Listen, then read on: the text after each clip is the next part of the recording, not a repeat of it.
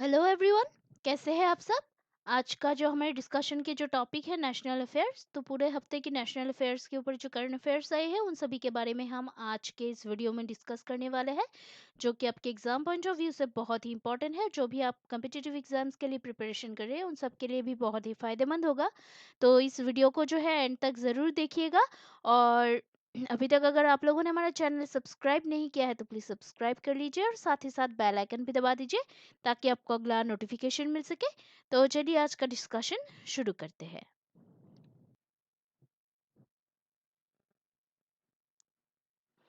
तो आज का पहला जो टॉपिक जो है, प्रधानमंत्री नरेंद्र मोदी ने जो है अभी 100 रुपीज़ का एक जो कॉइन जो है, जो कि पोस्टल स्टाम्प है, उसको अनवेल किया है।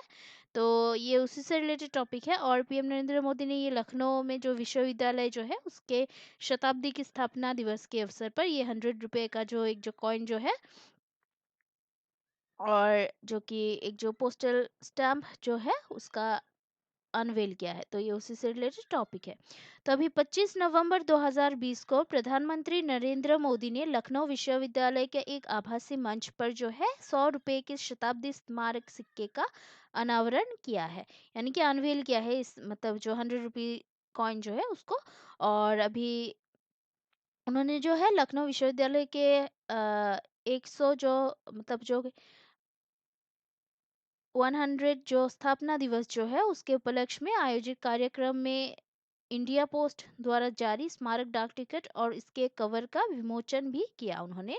और इस मतलब इवेंट में जो है अभी जो कि योगी आदित्यनाथ जो कि उत्तर प्रदेश के मुख्यमंत्री है, आनंदीबेन पटेल यूपी के राज्यपाल और रक्षा मंत्री जो है राजनाथ सिंह जो कि लखनऊ निर्वाचन क्षेत्र से लोकसभा सदस्य भी है, उन्होंने इस कार्यक्रम में भाग लिया इन लोगों ने। तो ये उसी से रिलेटेड टॉपिक है।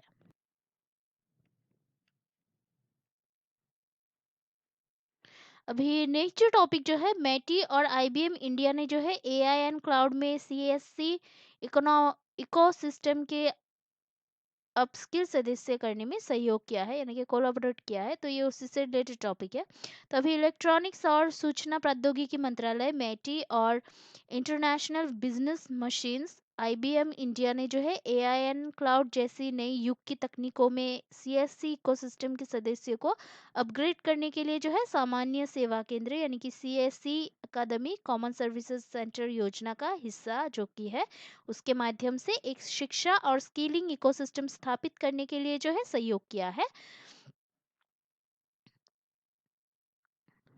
और ये जो है ये अनुभवात्मक अधिगम के माध्यम से कौशल उन्नयन पर ध्यान केंद्रित करेगा जिसके उद्देश्य रोजगार में वृद्धि करना है।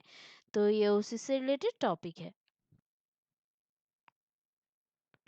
अभी और एक जो टॉपिक जो है, रमेश पोखरियाल निशंक ने जो है एम्पावरिंग थ्रू जीरो शून्य से सशक्तिकरण पर एक जो आभासी राष्ट्रीय सम्मेलन है उसकी अध्यक्षता की है उन्होंने। और ये श्री अरबिंदो सोसाइटी द्वारा इसको आयोजित किया गया था। तो ये उसी से रिलेटेड। तो रमेश पोखरियाल निशंक ने जो कि केंद्रीय शिक्षा मंत्री है, उन्होंने अभी एम्पावरिंग थ्रू जीरो शून्य से सशक्तिकरण पर एक आभासी राष्ट्रीय सम्मेलन की अध्यक्षता की और संबोधित भी किया इसको। और इसका जो ऑर्गेनाइजर था उसका आयोजन अभी श्री अरबिंदो सोसाइटी द्वारा किया गया था। और इसमें जो है अभी 40 से मतलब 40 से अधिक शिक्षा अधिकारियों और 26 शिक्षकों को सम्मानित किया गया। और ये उसी से रिलेटेड टॉपिक है। और फिर नेक्स्ट जो और एक टॉपिक जो है वो है राजनाथ सिंह ने जो है, जो कि भारत के रक्षा मंत्री है, उन्होंने अभी वियतनाम आभासी रक्षा द्विपक्षीय वार्ता में भाग लिया और हाइड्रोग्राफी पर जो है कार्यान्वयन समझौते पर भी हस्ताक्षर किए उन्होंने। तो 27 नवंबर 2020 को भारत और वियतनाम में जो इसने जो है आभासी रक्षा मंत्रियों की द्विपक्षीय वार्ता की, जहां केंद्रीय मंत्री राजनाथ सिंह, रक्षा मंत्रालय एमओडी द्वारा भारत का प्रतिनिधित्व किया गया था और वियतनामी पक्ष का प्रतिनिधित्व जनरल नगो जुआन लिच, वियतनाम के समाजवादी गणराज्य के राष्ट्रीय रक्षा मंत्री, उन्होंने किया था। और बैठक के दौरान जो है चल रही परियोजना और रक्षा उद्योग की क्षमता निर्माण में सहयोग प्रशिक्षण और संयुक्त राष्ट्र यानी कि यूएन के शांति अभियानों में सहयोग के बारे में विभिन्न जो चर्चाएं जो है वो की गई थी इसमें। और दोनों पक्षों ने जो है मजबूत रक्षा सहयोग की पुष्टि की, जो दोनों देशों के बीच व्यापक रणनीतिक साझेदारी है उसका भी एक प्रमुख स्तंभ है। तो ये उसी से रिलेटेड टॉपिक है। देन और एक जो नेक्स्ट जो टॉपिक जो है वो है यूएनडीपी की त्वरक प्रयोगशाला। भारत ने सामुदायिक स्तर पर समावेशी विकास के लिए ग्रिड का शुभारंभ किया है। तो 27 नवंबर 2020 को अभी भारत में यूएनडीपी त्वरक प्रयोगशाला ने सामुदायिक स्तर पर समावेशी विकास को जो है बढ़ावा देने के लिए अपनी तरह का पहला grass root innovation database grid launch किया है। और ग्रिड ज्ञान जो कि grass root innovation augmentation network, honey bee network institution और यूएनडीपी एक्सेलरेटर लैब इंडिया द्वारा सह निर्मित है। तो ये उसी से रिलेटेड टॉपिक है।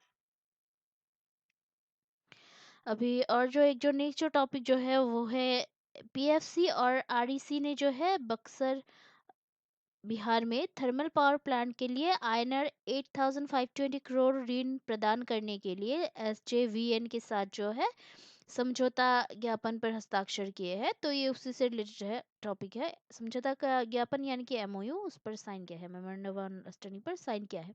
तो 26 नवंबर 2020 को पीएफसी और आरईसी लिमिटेड ने 2 into 660 megawatt Buxar thermal power project Bihar के लिए जो है आईएनआर 8520.46 करोड़ के टर्म लोन के लिए जो है पीएफसी नई दिल्ली में एसजेवीएन थर्मल पी लिमिटेड एसटीपीएल के साथ जो है एक एमओयू पर साइन किए हैं।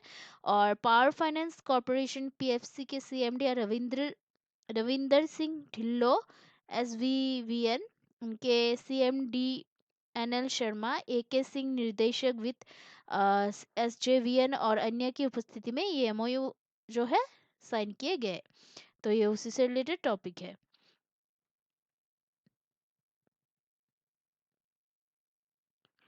अभी नेक्स्ट जो टॉपिक जो है वो है तीसरा जो वैश्विक re invest renewable energy investors meet and export, वो 26 से 28 नवंबर 2020 को हुआ है। तो ये उसी से रिलेटेड टॉपिक है। तो अभी नवीन और नवीकरणीय ऊर्जा मंत्रालय एमएनआरई द्वारा आयोजित तीसरा global re invest renewable energy investors meet and expo 26 to 28 November 2020 तक वर्चुअल तरीके से ये हुआ है। और री इन्वेस्ट 2020 का जो थीम जो था वो innovations for sustainable energy transition है। और इसमें जो है कुछ जो साथी जो देश जो थे वो Australia, Denmark, France, Germany, Maldives, United kingdom, यूरोपीय संघ और संयुक्त राज्य की एजेंसियां। और भागीदार राज्य जो थे वो है गुजरात, हिमाचल प्रदेश, मध्य प्रदेश, राजस्थान और तमिलनाडु। और बैठक का आयोजन जो है एमएनआरई द्वारा भारतीय अक्षय ऊर्जा विकास एजेंसी लिमिटेड आईआरईडीए और भारतीय उद्योग परिसंघ सीआईआई के सहयोग से किया गया था। तो ये इससे रिलेटेड टॉपिक है।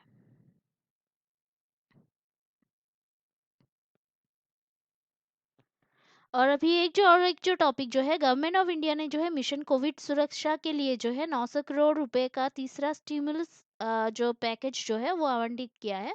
तो अभी भारत सरकार ने मिशन कोविड सुरक्षा के तहत कोविड-19 टीकों के अनुसंधान और विकास के लिए जो है जैव प्रौद्योगिकी विभाग डीबीटी को जो है 900 करोड़ रुपए आवंटित किए हैं।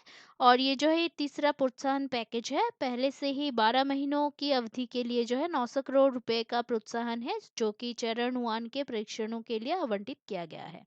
तो ये उसी से रिलेटेड टॉपिक है। अभी नेक्स्ट जो टॉपिक है, राजस्थान के मुख्यमंत्री ने जो है भारत के पहले अंगदाता स्मारक का उद्घाटन किया है। तो ये उसी से रिलेटेड टॉपिक है।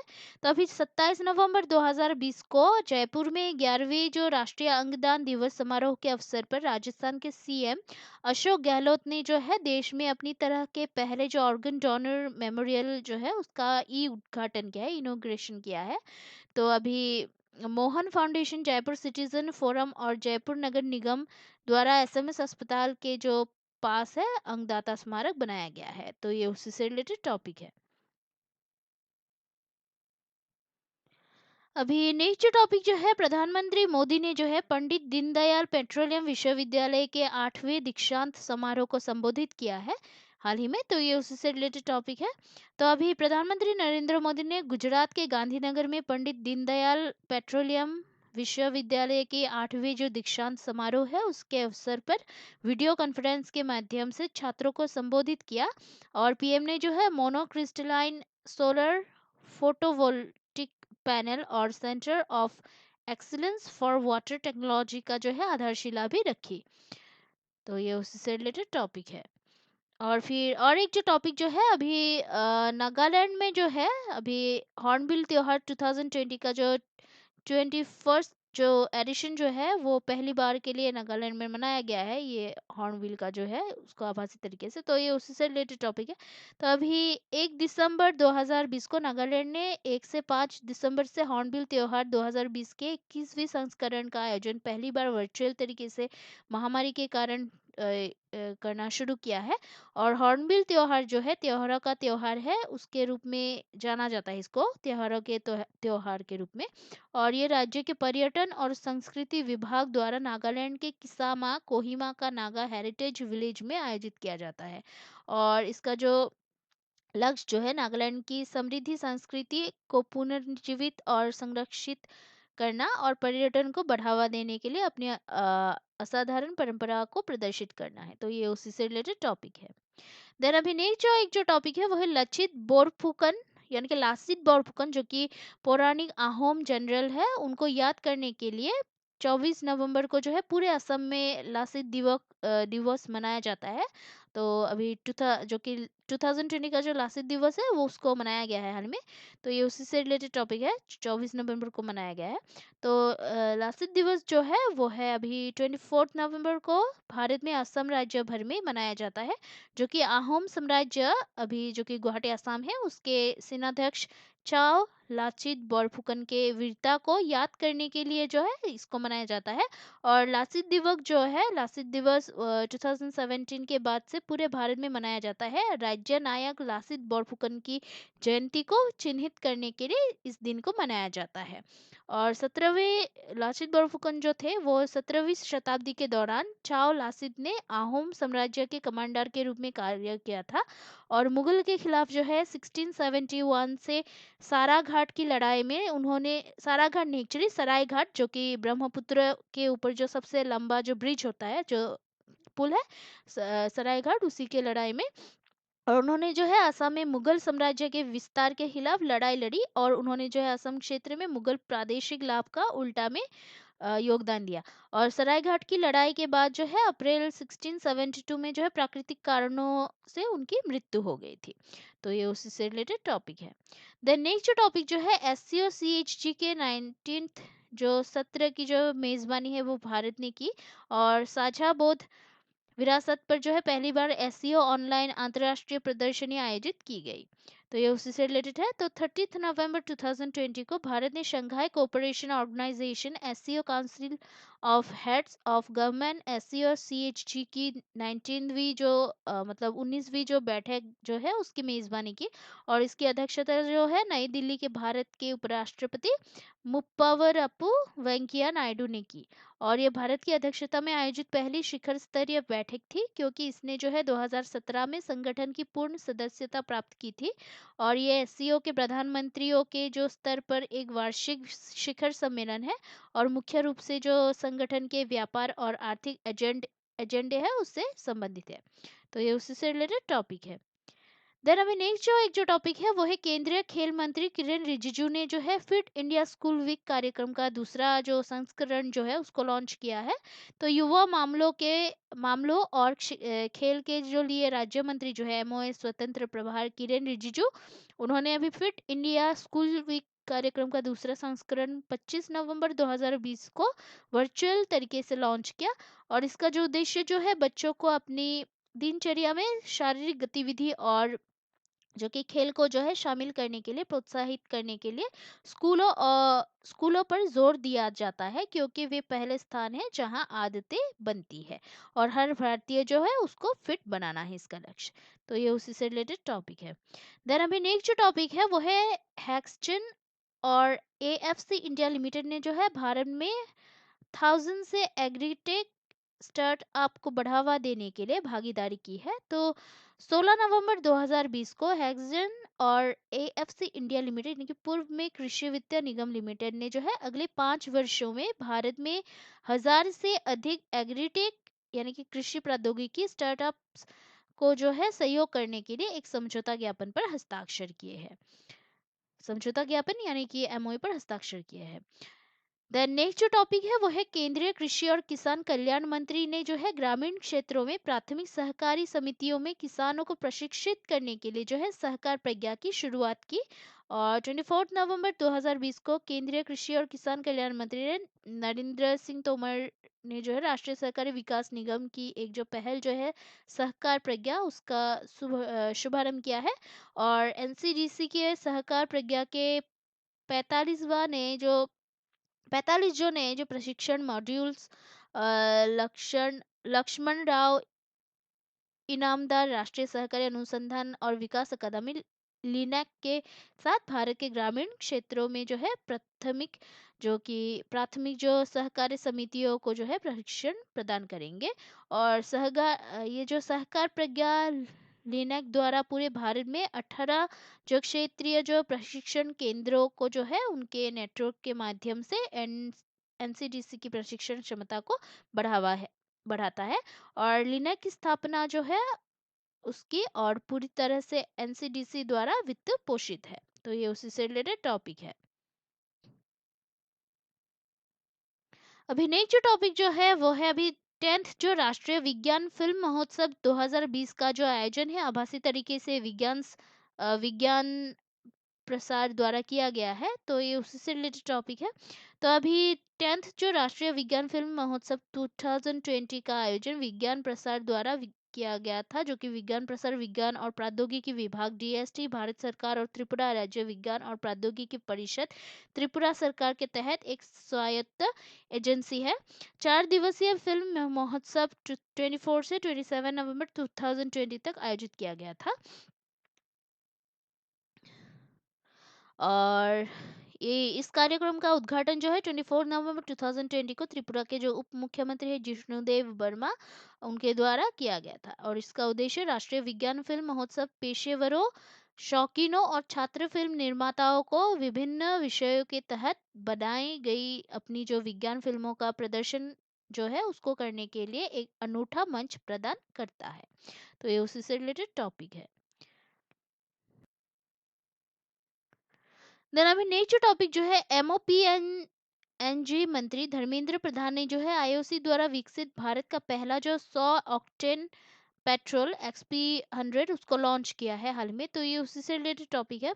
तो 1 दिसंबर 2020 को पेट्रोलियम और प्राकृतिक गैस मंत्रालय जो कि एमओपीएनजी मंत्री धर्मेंद्र प्रधान ने जो है भारत का पहला जो 100 ऑक्टेन पेट्रोल लॉन्च किया है, जिसे इंडियन ऑयल कॉरपोरेशन आईओसी द्वारा निर्मित XP100 के रूप में भी जाना जाता है। और XP100 premium grade petrol IOC की मथुरा रिफाइनरी में जो है उत्तर प्रदेश में निर्मित किया गया है। और चयनित पेट्रोल स्टेशनों पर 2 चरणों में इसको शुरू किया जाएगा। फर्स्ट चरण जो होगा वो 10 शहर होगा। वो है दिल्ली, गुड़गांव, नोएडा, आगरा, जयपुर, चंडीगढ़, लुधियाना, मुंबई, पुणे और अहमदाबाद। और सेकंड फेज यानी कि चरण 2 जो है वो चेन्नई, बेंगलुरु, हैदराबाद, कोच्चि और कोलकाता में रोल आउट करने की योजना है। तो ये उसी से रिलेटेड टॉपिक है।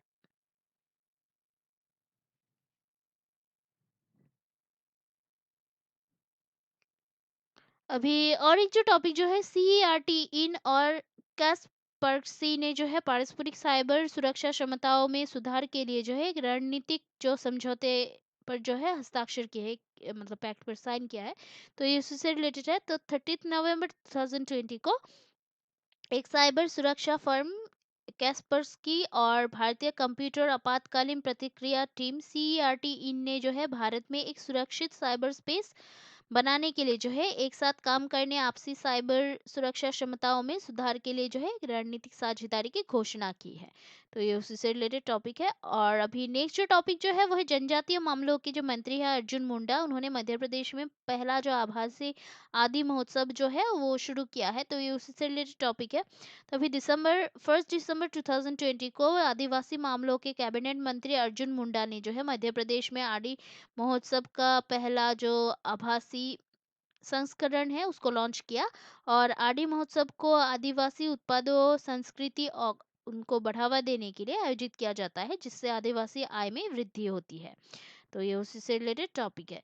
देन हमें नेक्स्ट जो टॉपिक जो है, ऊर्जा मंत्री आर के सिंह ने जो है खेत के अवशेषों को ग्रीन चारकोल में बदलने के लिए प्रौद्योगिकी पर ध्यान केंद्रित करने के लिए ग्रीन चारकोल हैकथॉन शुरू किया है। तो ये उसी से रिलेटेड टॉपिक है। तो 1 दिसंबर 2020 को राज्य मंत्री एमओ स्वतंत्र प्रभार बिजली और नई और नवीकरणीय ऊर्जा के लिए राजकुमार सिंह ने जो है अवशेषों फार्म अवशेषों को ग्रीन चारकोल में आभासी तरीके से परिवर्तित करने के लिए प्रौद्योगिकी पर विचार विमर्श करने के लिए ग्रीन चारकोल हैकथॉन का शुभारंभ किया। और हैकथॉन का जो आयोजन जो है energy efficiency service limited EESL और NVVN NTPC national thermal power corporation limited Vidyut Vyapar निगम द्वारा किया गया है। और इसका जो उद्देश्य जो है हैकथॉन का शुभारंभ खेत की आग को खत्म करने और अभिनव भारतीय दिमाग के उपयोग से कृषि अवशेषों से नवीकरणीय ऊर्जा के उत्पाद के माध्यम से स्वच्छ हवा प्राप्त करने के उद्देश्य से किया गया है। तो ये उसी से रिलेटेड टॉपिक है।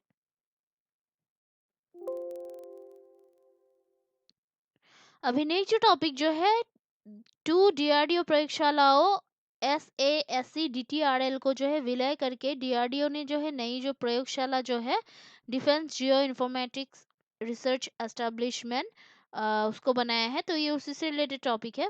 तो अभी 30 नवंबर 2020 को रक्षा अनुसंधान विकास संगठन डीआरडीओ ने जो है चीन और पाकिस्तान के साथ सीमाओं पर हिमस्खलन पर केंद्रित शोध के लिए जो है डिफेंस जियो इंफॉर्मेटिक्स रिसर्च एस्टेब्लिशमेंट नाम से एक नई जो प्रयोगशाला है वो बनाई है।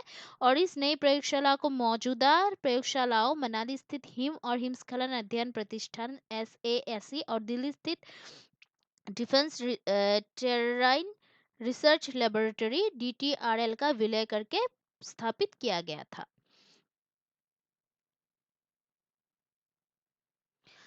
और इसका जो उद्देश्य जो है विलय का उद्देश्य संगठन को छोटा और परिणामोन्मुखी बनाना है। और ये एक ही मतलब मिशन के तहत काम करने के लिए 2 प्रयोगशालाओं की क्षमताओं और संसाधनों को एक साथ लाने में मदद करेगा।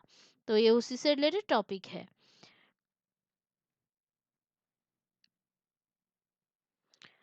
अभी नहीं जो टॉपिक जो है, एक जो दक्षिणी और पूर्वी भारत में आईजीपी की तुलना में प्रदूषण के स्तर में अधिक वृद्धि देखी गई। सीपीसीबी आईआईटीबी टीडी द्वारा सर्वेक्षण किया गया। तो ये उसी से रिलेटेड टॉपिक है।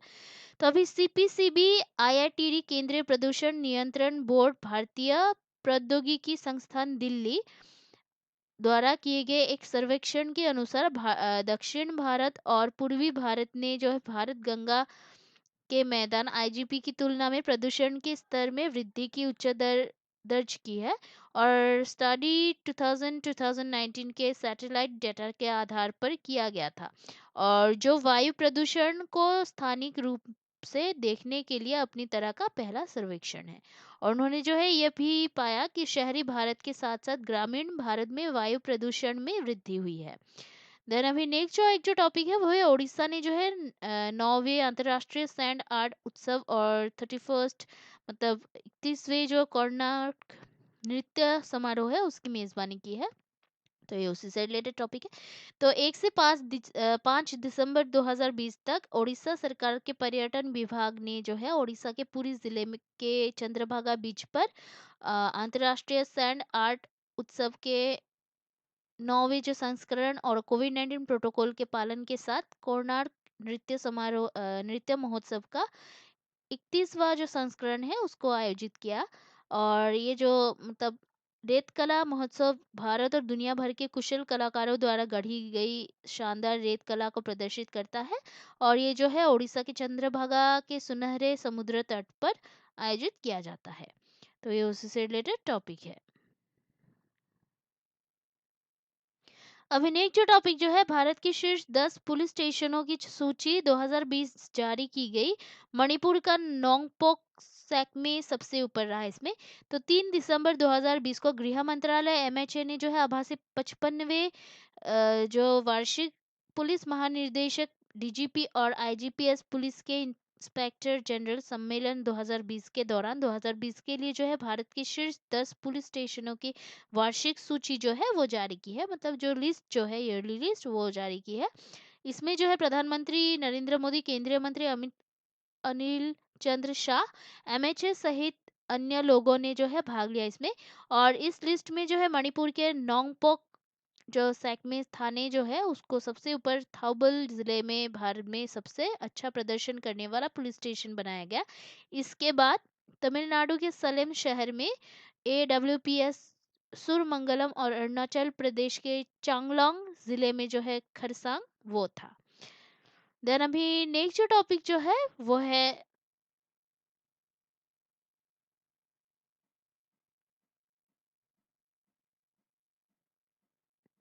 अभी नेक्स्ट जो टॉपिक जो है, डीओएस ने लॉन्च व्हीकल डेवलपमेंट प्रोग्राम के लिए अग्निकुल कॉस्मोस के साथ अपनी तरह के पहले एनडीए पर हस्ताक्षर किए हैं। तो 3 दिसंबर 2020 को अंतरिक्ष विभाग डीओएस ने अग्निकुल कॉस्मोस प्राइवेट लिमिटेड के साथ अपनी तरह का पहला एनडीए साइन किया है, जिसके तहत अग्निकुल कॉस्मोस अपने लॉन्च व्हीकल डेवलपमेंट प्रोग्राम के लिए जो है भारतीय अंतरिक्ष अनुसंधान संगठन इसरो की जो सुविधाओं और तकनीकी जो विशेषज्ञता जो है उस तक पहुंच बना सकता है। तो ये उसी से रिलेटेड टॉपिक है। देन नेक्स्ट जो टॉपिक जो है, एमओपीएनजी धर्मेंद्र प्रधान ने जो है पहली mobile CNG dispensing unit launch की। तो भारत की पहली mobile compressed natural gas CNG dispensing unit को पेट्रोलियम और प्राकृतिक गैस मंत्री एमओपीएनजी धर्मेंद्र प्रधान ने वर्चुअल तरीके से लॉन्च किया था। और लॉन्च COP21 जलवायु परिवर्तन प्रतिबद्धताओं के प्रति प्रतिबद्धता को पूरा करने, पर्यावरण प्रदूषण को कम करने के लिए है। तो ये उसी से रिलेटेड है।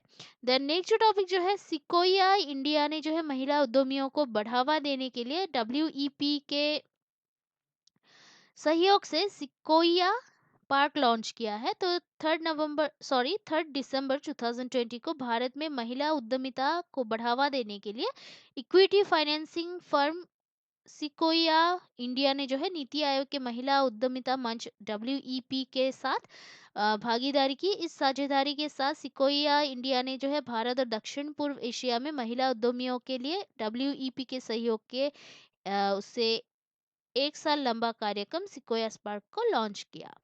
तो ये उसी से रिलेटेड टॉपिक है।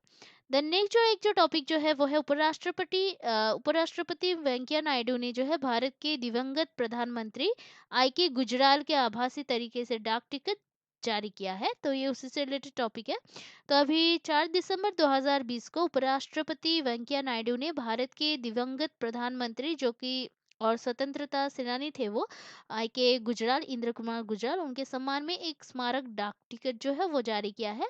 और इसमें जो है इस इवेंट में अभी Naresh Gujral, MP B Selva Kumar, chief post master general Tamil Nadu circle, Sumathi Ravichandran, post master general Chennai शहर क्षेत्र से ने आभासी कार्यक्रम में इसमें भाग लिया। तो ये उसी से रिलेटेड टॉपिक है। देन अभी नेक्स्ट जो टॉपिक जो है वो है जो कि APED और नाबार्ड ने जो है उन्होंने अभी एग्रीकल्चरल जो एक्सपोर्ट्स जो है उसको प्रमोट करने के लिए MOU पर साइन किया है। तो ये उसी से रिलेटेड टॉपिक है। तो अभी 3 दिसंबर 2020 को कृषि और प्रसंस्कृत खाद्य उत्पाद निर्यात विकास प्राधिकरण APEDA और national bank for agriculture and rural development NABARD ने जो है हितधारकों के लिए बेहतर मूल्य लाने और कृषि निर्यात नीति AEP को लागू करने के लिए कृषि और संबद्ध क्षेत्रों के प्रमुख हितों को संबोधित करने के लिए जो है एक समझौता ज्ञापन यानी कि MOU मेमोरेंडम ऑफ अंडरस्टैंडिंग पर साइन किया है। डॉक्टर सुधांशु सचिव APEDA और श्री निलय D कपूर मुख्य महाप्रबंधक एंड नाबार्ड द्वारा संबंधित मुख्यालय में वर्चुअल तरीके से MOU पर हस्ताक्षर किए गए थे। तो ये इससे रिलेटेड टॉपिक है। तो आज के लिए इतना ही है। कल हम फिर मिलते हैं एक नए टॉपिक के पूरे हफ्ते के करंट अफेयर्स के साथ। तब तक के लिए जो है हमारा जो चैनल है उसको देखते रहिएगा। लाइक शेयर सब्सक्राइब करना प्लीज मत भूलिएगा। कोई अगर सुझाव हो तो कमेंट करना प्लीज मत भूलिएगा, क्योंकि आपका ये जो सपोर्ट है वो हमें बहुत ही मोटिवेट करता है हार्ड वर्क करने के लिए। So please keep watching our videos, like share and subscribe. Take care, Jai Hind.